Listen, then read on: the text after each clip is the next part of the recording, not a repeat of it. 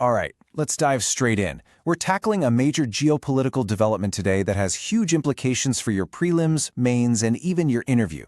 We're talking about Donald Trump's Board of Peace.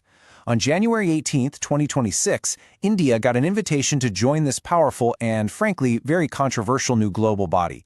So let's unpack what this really means for India and for the world order as we know it. So, what's the big deal with this Board of Peace? I mean, is it really the dawn of a new, more efficient world order? Something designed to finally cut through all the gridlock? Or is it just an exclusive rich men's club that completely undermines the idea of multilateralism? That right there, that's the central question we're going to explore today. So here's our game plan. First, we'll cover the basics of this new board. Then we'll get into its very unique pay-to-play model. After that, we'll zoom in on India's strategic crossroads, compare the board to the UN Security Council, which is crucial for mains, then we'll look at the global criticisms, and finally, wrap up with a potential way forward for India. Let's get to it. Okay, so the story kicks off on January 18, 2026. An official invitation lands in New Delhi. Now, this Board of Peace, it was originally sold as a body for Gaza's reconstruction, but here's the twist, and this is important. Its mandate has quietly expanded to global conflict resolution. That makes this a much, much bigger deal and a far tougher decision for India.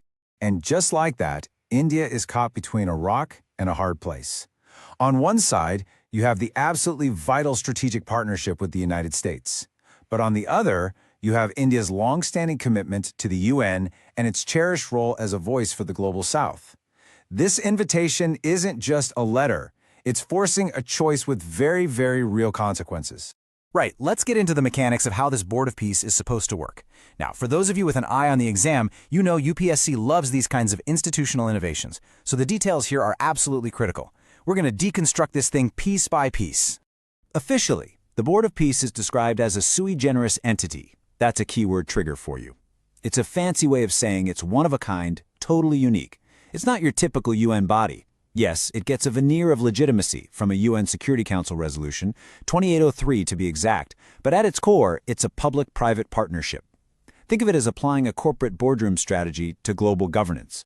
And here's the real kicker, the part that has everyone talking. The price of admission, the entry fee for a permanent seat at this table, a staggering $1 billion. This right here is the foundation of what people are calling pay-to-play diplomacy, where your influence is literally tied to your bank account. So this billion-dollar fee creates a very clear two-tiered membership structure. You've got the permanent members, the ones who write the check. Officially, that money is earmarked for Gaza's reconstruction. And then you have the term members. They get appointed for 3 years, but, and this is a big but, their renewal is entirely at the chairman's discretion. You can see the power imbalance baked right in. So who's running the show? Well, at the very top, you have Donald Trump as the chairman. And get this, it's a lifetime appointment. The executive board itself is a fascinating mix. You've got political heavyweights like Secretary of State Marco Rubio and former UK Prime Minister Tony Blair, alongside financial strategists like Jared Kushner and the World Bank President Ajay Banga. That blend tells you everything you need to know about the board's DNA. It's political, it's financial, and it is deeply transactional. From a prelims perspective, this timeline is important. So how did this all happen so fast? Well, it started with Trump's 20-point peace plan in September 2025. That led to a ceasefire in October. The most crucial step was in November, when UNSC Resolution 2803 gave the plan a stamp of international legitimacy. And it's super important to note, Russia and China abstained. They didn't veto.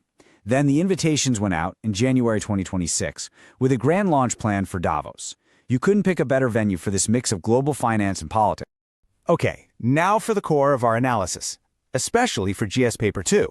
Let's pivot to India's dilemma. We're moving beyond the what and into the so what, the real strategic implications for New Delhi. To make this complex situation easier to remember for the exam, let's use a memory anchor. Think of it as India's 3 C's dilemma. First, credibility. If India joins a pay-to-play club, what happens to its hard-earned reputation as the voice of the global South? Second, its coveted seat. Does joining a parallel power structure undermine its decades-long fight for a permanent seat on the UN Security Council? And third, competition. Pakistan's also been invited. Does joining risk putting India and Pakistan on the same level again, that old problem of rehyphenation? Okay, now I want you to actually pause this for 10 seconds and try to recall those 3 C's. Go on.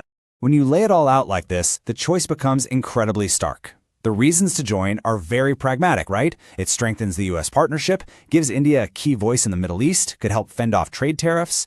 But the reasons to refuse, they're all about principle. It's about protecting the UN, safeguarding India's leadership role, and just rejecting the whole idea that global governance should be up for sale.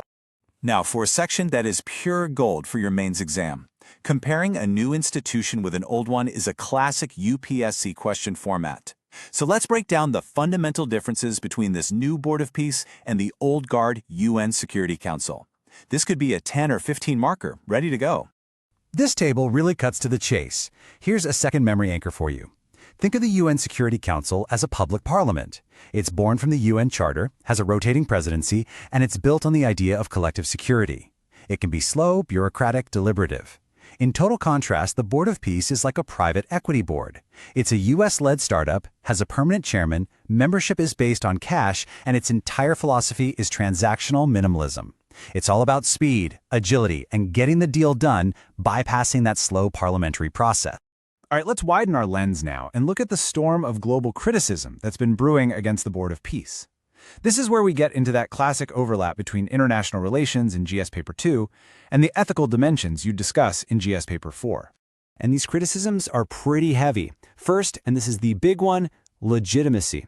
You're imposing a governance structure on Gaza without the consent of the Palestinian people. That's a direct challenge to the right of self-determination.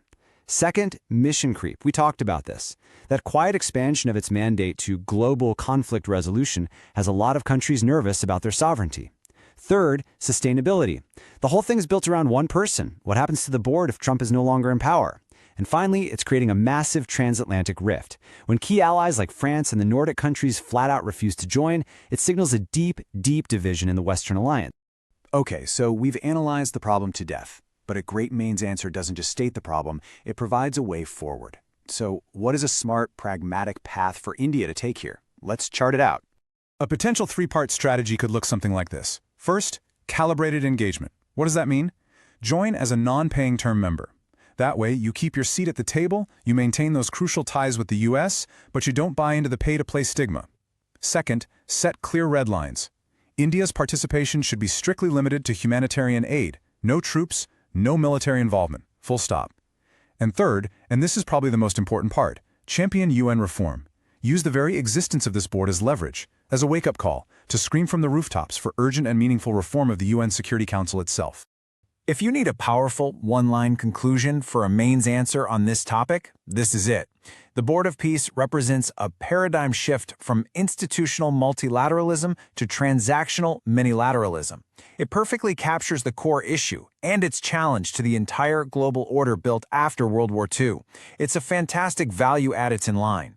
And finally, let's bring this right into the interview room, because this is absolutely a potential interview question. They could look you in the eye and ask, imagine you are the Foreign Secretary. What is your final advice to the Prime Minister? Do we join? Do we refuse? Or is there a third way? It's a question that tests everything, your knowledge, your strategic thinking, and your grasp of India's fundamental national interests. Definitely something to mull over. And that's our deep dive into the Board of Peace. For some high-yield notes and a really useful, colorful mind map to help you revise this entire topic quickly, just head over to our website. You'll find the link in the description below. Thanks for joining me today.